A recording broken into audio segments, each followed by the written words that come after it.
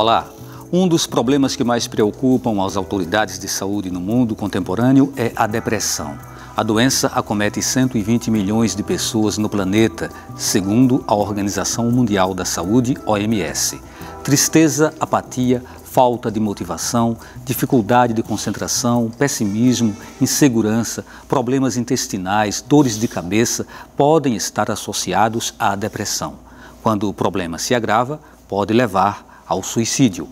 Para a medicina, depressão não é apenas um comportamento de tristeza, e sim uma doença em que ocorrem desequilíbrios químicos dos chamados neurotransmissores. E se é doença, precisa ser tratada. Por outro lado, há uma série de atividades e atitudes individuais que podem evitar a chegada da depressão. O tema é destaque do Opinião Pernambuco de hoje, que tem a presença de Fred Lapa, psiquiatra, integrante da Sociedade Pernambucana de Psiquiatria e da Associação Pernambucana de Psiquiatria. Jaime Panerai, psicólogo do Instituto Libertas Comunidade. Bem, eu queria começar esse programa com uma frase, uma citação da professora psiquiatra Susan Abram, da Universidade da Carolina do Norte, ela dos Estados Unidos. Ela diz: é preciso educar melhor as pessoas a respeito da depressão e de outros distúrbios de humor. Depressão não é tristeza, é uma doença desafiadora com taxas de mortalidade maiores que 30%. Então, Dr. Fred Lapa, afinal, o que é a depressão? Certo. Uma boa noite a todos. Boa noite. Agradecer à TV Universitária pelo convite.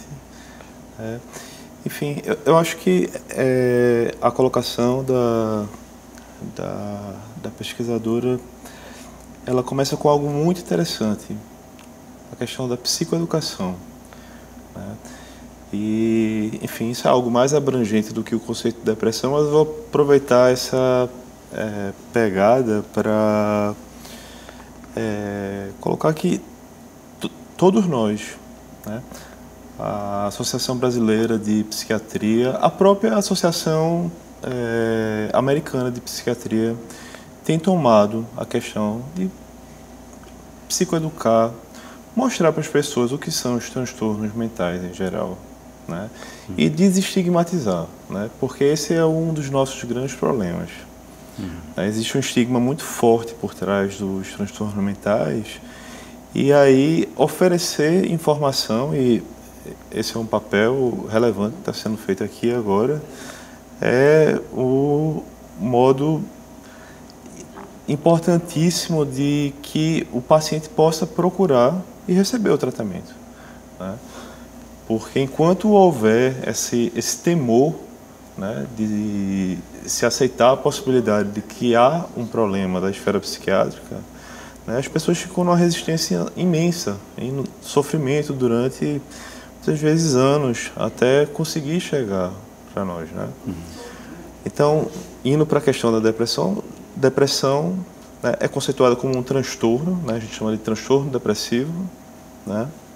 E a distinção entre doença e transtorno é muito sutil, não cabe para a gente fazer, né? Mas a gente pode chamar como uma doença, sem sombra de dúvidas, né?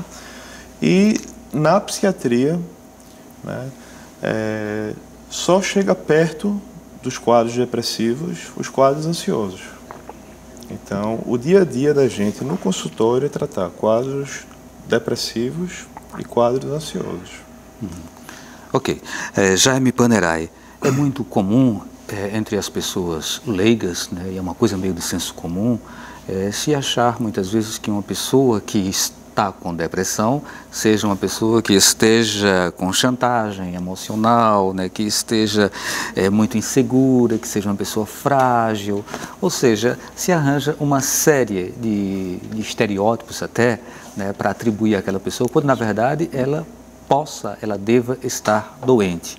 É como a gente desmistificar isso para que a sociedade tenha esse entendimento de que é preciso levar essa coisa mais a sério para que não haja essa confusão que pode ser muito prejudicial para um paciente. Muito bem. Quero dar uma boa noite a todas e todos e, primeiramente, fora Temer, que é um presidente usurpador que está ocupando um lugar que tem trazido muita depressão para as pessoas nesse país, principalmente as que pertencem às minorias e aos movimentos mais fragilizados da sociedade, mais vulneráveis da sociedade.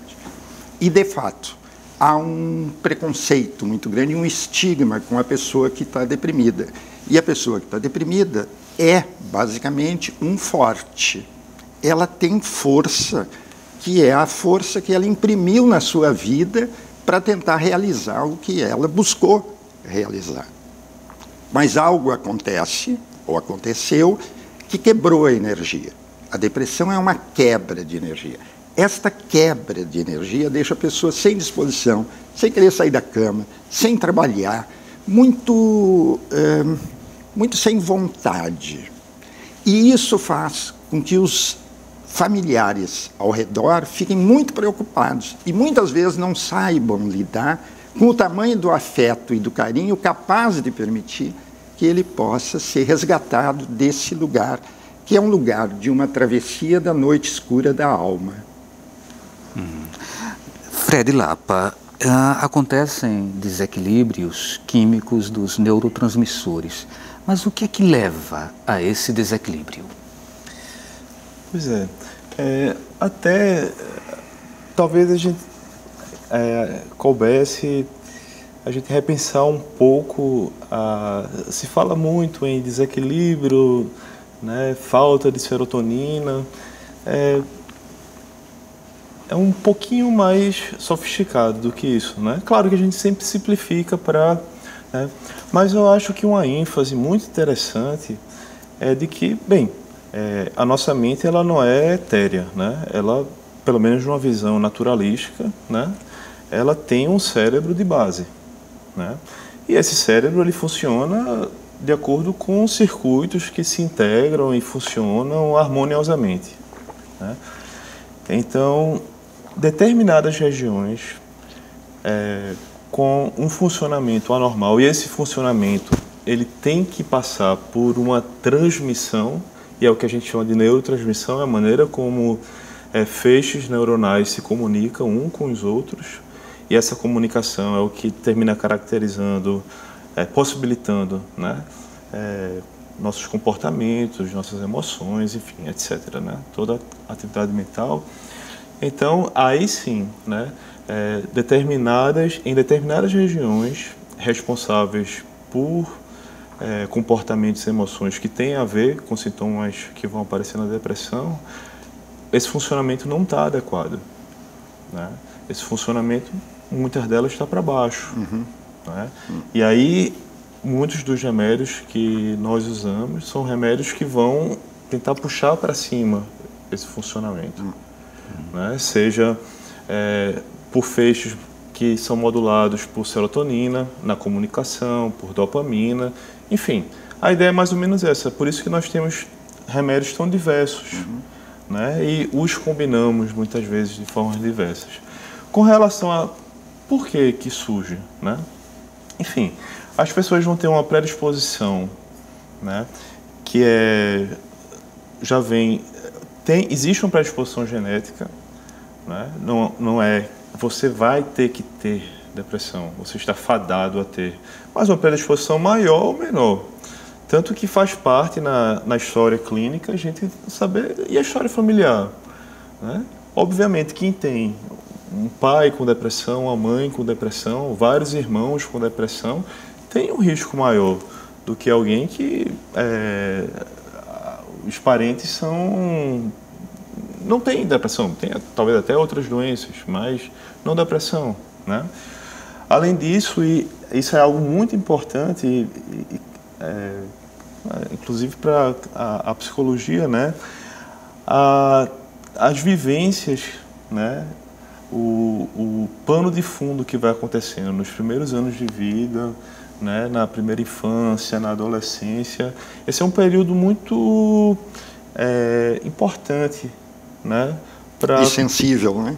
Isso, né? Tanto para a construção do eu, do ponto de vista psicológico, mas também para como esses circuitos vão poder ser estimulados de uma maneira positiva e estarem menos sensíveis à adoecimento. E que pode desencadear na depressão e em fases que a gente deve abordar também daqui a pouco. Acho que a gente fala sobre as fases no próximo bloco. Certo. Então, para a gente não perder essa linha de raciocínio, eu gostaria de voltar para Jaime e lembrar, inclusive, aquilo que foi colocado na abertura do programa, de um número bastante expressivo, de mais de 120 milhões de pessoas no mundo, e o Brasil também se situa entre um dos países com maior incidência nesse ranking. E o que é que está levando as pessoas a desencadearem esse processo da depressão? Vivemos uma sociedade do desempenho. Essa sociedade do desempenho exige que nós todos façamos muito mais do que é natural, esperado que a gente possa fazer. Então estamos todos, ou não todos, mas muitos, a maioria da humanidade, numa corrida desenfreada pelo e para o ter. Sendo cobrados o tempo todo. Sendo cobrados, exigidos, o capitalismo como pano de fundo, na expressão de Fred, o pano de fundo, o capitalismo, levando as pessoas a competir, a querer ser os primeiros, a querer os melhores lugares, e muitas vezes a passar uma vida inteira trabalhando numa atividade que não é a atividade do talento da vida da pessoa. E a pessoa fica burocraticamente, muitas vezes, perdendo oportunidades ou desperdiçando chamados internos, chamados para a vida, que vão ficando abafados por uma necessidade do ter, ou do dinheiro, ou da manutenção, ou, enfim, deste lugar que a sociedade nos coloca, e coloca praticamente todo mundo.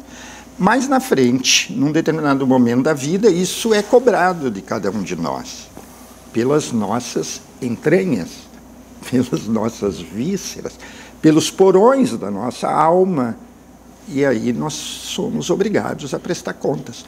Por isso, há uma visão, e eu me incluo nessa visão, de que a depressão é uma oportunidade da pessoa parar, e ela tem que parar, e ela para, e poder então refletir as mudanças necessárias que poderão fazê-la muito mais próxima da vida.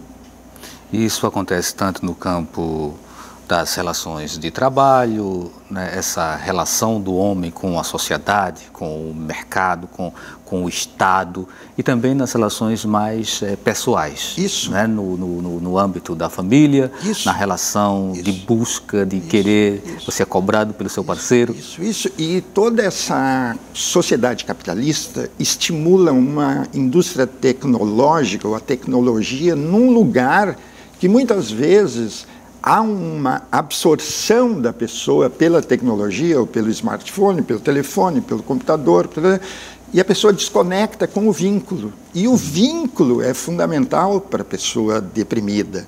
Então, a família, as pessoas amigas ou queridas, é fundamental para que a pessoa possa ter um apoio e se sentir apoiada.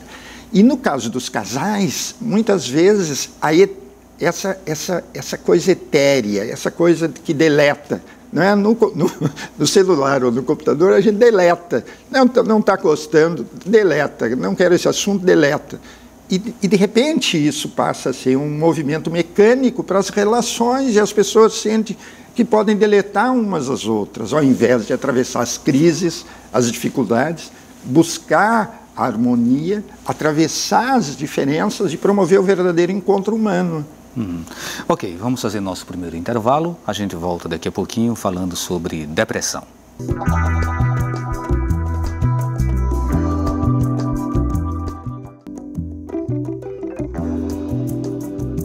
O Opinião Pernambuco está de volta com o tema depressão. Participam Fred Lapa, psiquiatra, integrante da Sociedade Pernambucana de Psiquiatria e da Associação Pernambucana de Psiquiatria. Jaime Panerai, psicólogo do Instituto Libertas Comunidade. Fred, agora no intervalo você falou que gostaria de aprofundar mais um pouco nessa questão dos fatores você está com a palavra. Isso. Só pegando o gancho no que Jaime estava trazendo, né? Enfim, cada um vai ter a sua predisposição, né? Do que já traz de carga genética e de como foi se construindo ao longo da infância, da adolescência, enfim. Mas também, né, aí a gente junta essa questão dos fatores de estresse que todos lidamos ao longo do dia a dia, né? Esses fatores vão intervindo em cima do nosso eu, né? Pensemos no eu mental ou no eu cerebral, né? Enfim, as duas coisas são uma coisa só, né? No eu corporal, ou no eu corporal também. Corporal também, isso, né? E então, isso faz com que algumas pessoas sejam mais susceptíveis, fatores menores vão ser capazes de desestabilizar, né? Enquanto outras pessoas vão estar mais protegidas, né? E aí cabe um conceito muito interessante que a gente tem que trabalhar na nossa prática e também como prevenção, né, de fatores de proteção, né? Então, boas relações, né, afetivas, né, sejam relações amorosas, relações de amizade, né, a questão da satisfação com o trabalho, a questão do próprio exercício físico, de práticas saudáveis. Fred, né? Fator desencadeador. Normalmente a perda de uma oportunidade, a perda do trabalho, a perda de um ente querido, a não conquista ou não conseguir algo que se desejou muito. Gostaria que você falasse um pouco sobre isso. Né? Essas tentativas frustradas de ser algo além do que aquilo que se é e nem sempre se conseguir. Até que ponto isso pode levar a pessoa à depressão? Sim, certamente, né? A gente tem que pensar também, lembrar, sobretudo, né, até para dar esse cuidado, né, da separação entre a tristeza normal, que todos nós, em algum momento, né, vamos passar, né, seja aquela tristeza que oscila, enfim, momentos de tristeza, momentos de alegria do dia a dia, ou períodos em que as coisas estão mais difíceis. Que uma decepção não significa necessariamente uma depressão. Isso é fundamental, né? Seja para não se banalizar o conceito de depressão como transtorno depressivo, né? Seja para não criar não, isso qualquer um ia estar triste numa situação, ia estar triste, entre aspas, porque também eu acho que esse é um outro ponto muito importante, né? Como o termo depressão é um termo polissêmico, né? Então, depressão a gente está tanto referindo o humor rebaixado, entristecido, né? Como a gente também está se referindo à doença depressiva. Então, há uma ênfase muito grande no humor. E nem sempre, primeiro, nem sempre o paciente que está deprimido vai estar triste. Muitas vezes a tristeza é algo pequeno no quadro do paciente. O que vai chamar a atenção são aqueles sintomas que foram citados logo no começo, a falta de energia, o desinteresse, né? Pacientes idosos, isso é muito comum, que a depressão venha com pouca tristeza, né?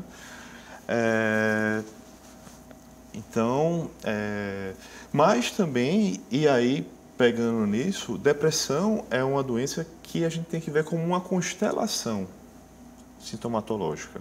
Vai ter o sintoma do humor, mas vai ter sintomas da esfera, né, da energia, da vontade, vai ter o humor da esfera do pensamento, vai ter sintoma da esfera da motricidade, enfim, são várias esferas que são acometidas. Né? Vamos para mais alguns desses sintomas, passar por Jaime, né? Eu sei que a gente fica naquela expectativa, sim, mas aí como sair dessa, né? Como superar? A gente está reservando aqui uma boa parte do programa também para abordar essas questões da superação, né, do tratamento, como fazer o diagnóstico. Mas só para a gente ter uma compreensão cada vez também mais clara do que seja a depressão, queria que já me falasse um pouquinho sobre o sintoma de chorar com facilidade, a falta de motivação, a dificuldade de concentração, pessimismo, insegurança. Esses são fatores, são sintomas do campo psicológico, né, que podem desencadear e que não necessariamente significam já a presença da doença? Sim, podem. E você traz algo que nossa sociedade, principalmente nós homens, e aqui no estúdio temos somente homens, né? Coincidentemente ou não tem mulheres aqui. Então, nós homens não foi nos permitido, não foi ofertado para nós o direito de chorar. As mulheres choram, as mulheres se emocionam, enchem os olhos de lágrimas e se emocionam a qualquer situação mais terna ou bonita, ou de beleza, ou tocante, ou emocionante. Nós homens não.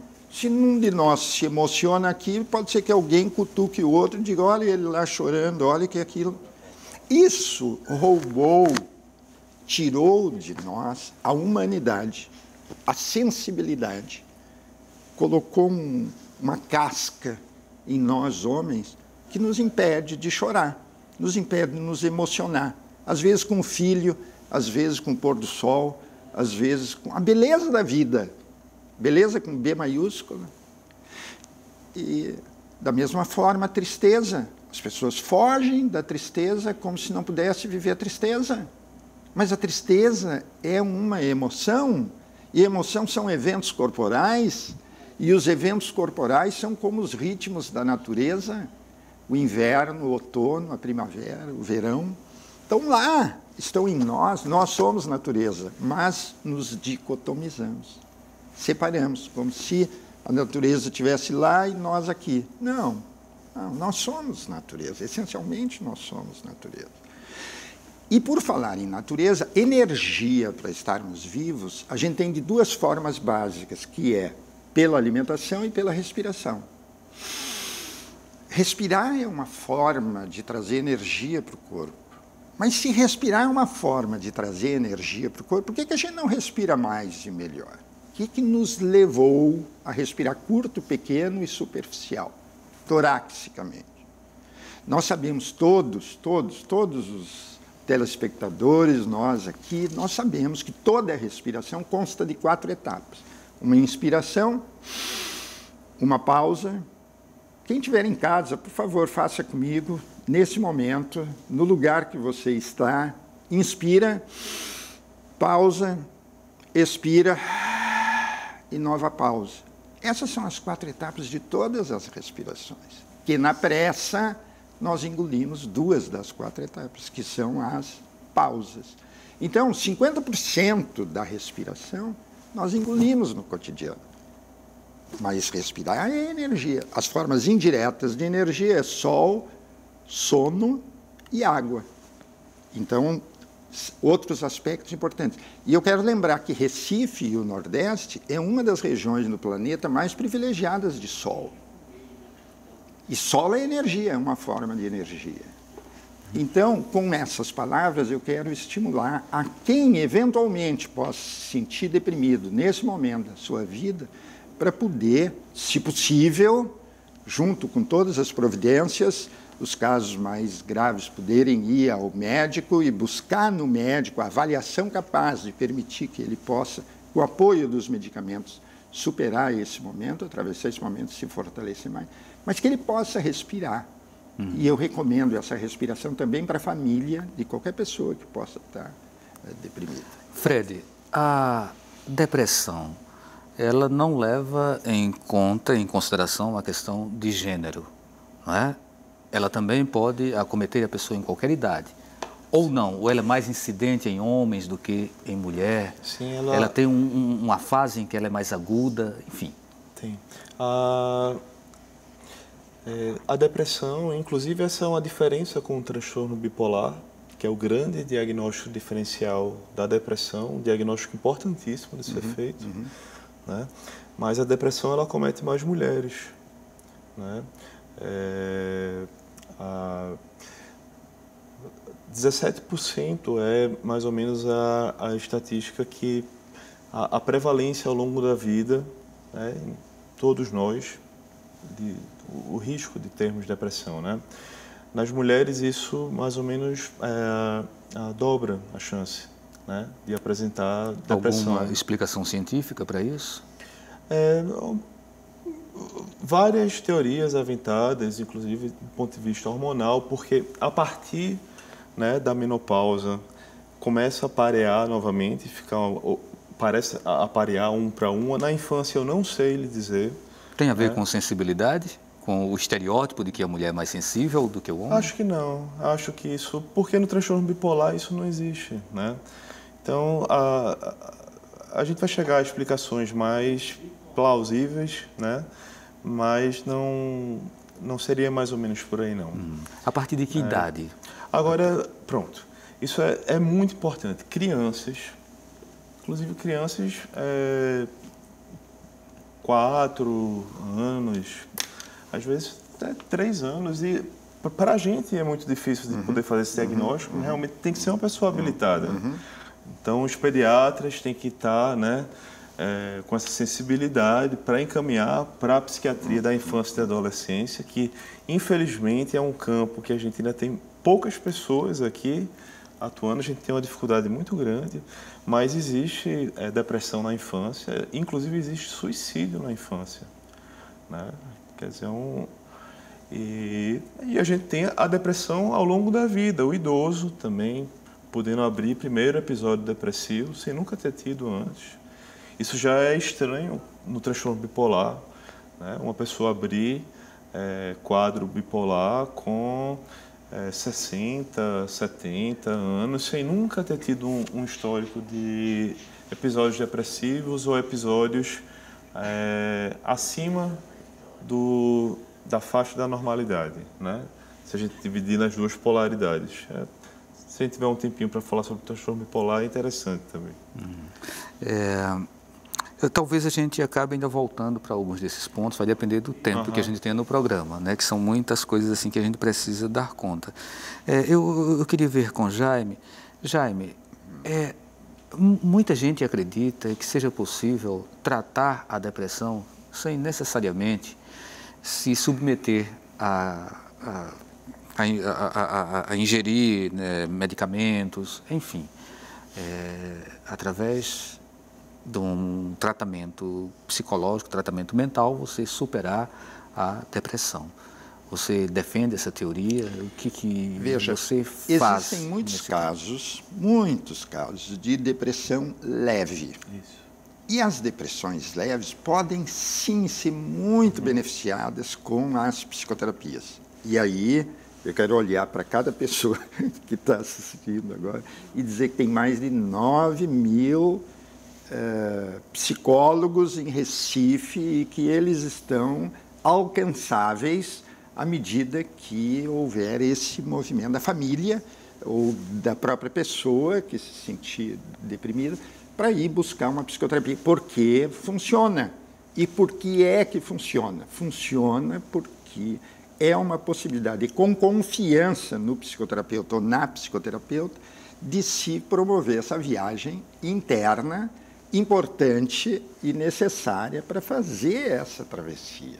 Então, a combinação da psicoterapia com o medicamento, com o médico ele é muito importante e a partir de um estágio da depressão em que é importante a avaliação do médico para poder ministrar a medicação que naquele momento vai fortalecer a pessoa e ajudá-la a sair. Então não há que ter preconceito com relação aos medicamentos, mas existe um grande número de pessoas que podem ser muito beneficiadas com a psicoterapia e existem muitos tipos de psicoterapia, depois a gente pode falar disso hoje aqui, mas várias psicoterapias que estão abertas, aguardando que as pessoas possam disponibilizar delas e ter o benefício que elas podem trazer para as pessoas. Então, no próximo bloco, a gente traz novamente a questão das psicoterapias. Isso. A gente faz um intervalo e volta daqui a pouquinho.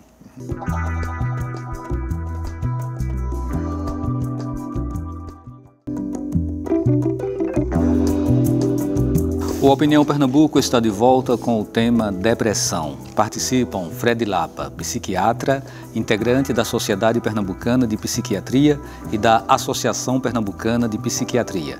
Jaime Panerai, psicólogo do Instituto Libertas Comunidade. Fred, do ponto de vista da medicina, como se trata a depressão? Do ponto de vista da medicina, a gente parte do princípio, uma vez que a gente chegou ao diagnóstico, e esse é o ponto central, chegar ao diagnóstico, a gente distinguiu, não é uma tristeza normal, enfim, né?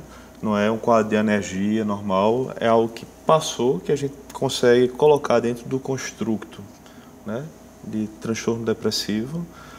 E agora, o que a gente faz? Né? E as duas principais ferramentas que a gente conta são com abordagem farmacológica e psicoterapia, né? Como o Jaime colocou, nos quadros leves, a gente pode usar só da psicoterapia, né? Ou não, ou a gente já pode sinergicamente. Eu acho que essa é uma visão muito importante, não é psicoterapia ou psicofarmacologia. Vai ter paciente que vai dizer, não quero ir para terapeuta. E consegue ter uma resposta boa com a medicação, né? Vai ter paciente que vai usar a medicação e a gente vai passar de um esquema para o outro e vai ver que não está havendo um resultado razoável e que o paciente precisa. A gente vai ter que incentivar a adesão à psicoterapia. Como vai haver o contrário, né? Vai ter o paciente que vai conseguir o benefício com a psicoterapia, vai ter que fazer a manutenção, né? E outros que o terapeuta vai ter que dizer, olha, não está dando, né? Agora, quadros moderados para grave, e essa gradação é importante da gente fazer, porque na hora que um quadro é moderado ou tem sintomas de gravidade, a gente não pode se eximir de lançar a mão do arsenal terapêutico, né, que a gente tem do ponto de vista farmacológico, que é muito grande. Quer dizer, os primeiros antidepressivos remontam à década de 50. E não são antidepressivos ruins, né? Muitos deles ainda se usam, né? Como a imipramina, a clomipramina, são produtos, os antidepressivos tricíclicos. Não sei se, né, talvez muitas pessoas estejam familiarizadas com esse termo, mas são remédios que ainda estão disponíveis no mercado.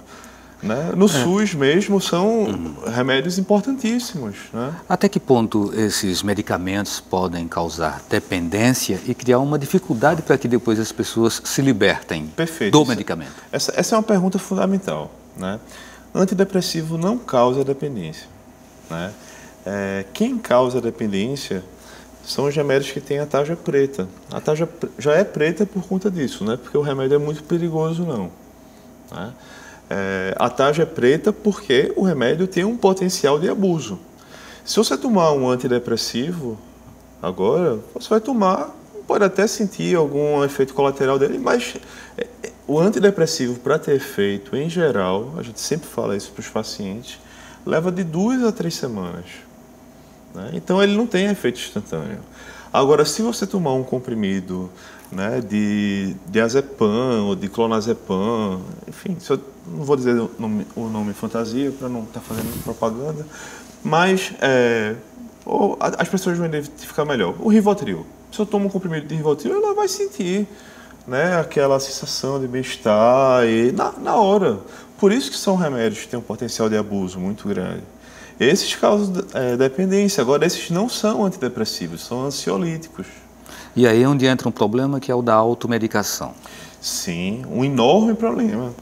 Porque, na verdade, a gente termina tendo uma legião de pessoas que são dependentes de ansiolíticos, de benzodiazepínicos, né, que têm efeito ansiolítico, e que não precisariam estar usando esses remédios, não seriam os remédios apropriados para essas pessoas, ou porque são pessoas ansiosas, ou porque têm insônia, ou porque estavam deprimidos e permaneceram usando. Às vezes são motivos muito banais. Né? Pegou aquela velha história, pegou com a mãe, pegou com o pai, com o irmão, com a vizinha, né? Ou no PSF passaram e ficou, né, com aquela quantidade imensa de paciente que tem que ser visto, né? Eu acho isso tão preocupante que talvez seja interessante ainda a gente falar sobre quais são os efeitos, quais são os danos dessa prática abusiva de ansiolíticos, né, por parte da população, que me parece que é uma coisa muito comum, muito frequente. Embora seja proibido o acesso, mas as pessoas acabam encontrando alguns caminhos para ter acesso a esses medicamentos, né? Então, Jaime, psicoterapias, quais são os métodos que você usa e que você acha que são saudáveis e importantes para esse processo de recuperação? Ok. Eu quero antes trazer um aspecto, antes que a gente passe e não fale dele. Eu quero falar de algo chamado sentido da vida, ou sentido de vida. É muito importante que a gente possa ter um sentido de vida que não esteja localizado ou no trabalho, ou no emprego, ou no que quer que seja, que se nós perdermos, nós vamos desiludir num nível que aquela desilusão leva a nossa energia toda. Eu digo sempre que a desilusão é a visita da verdade. Quando a gente desilude, a verdade chegou lá. E são muitas as formas que nós podemos desiludir ou perder energia ou nos distanciar do sentido de vida. E muitas vezes pode ser uma separação, Fred falou no estresse, pode ser o trânsito, esse trânsito de Recife hoje ele é absolutamente estressante.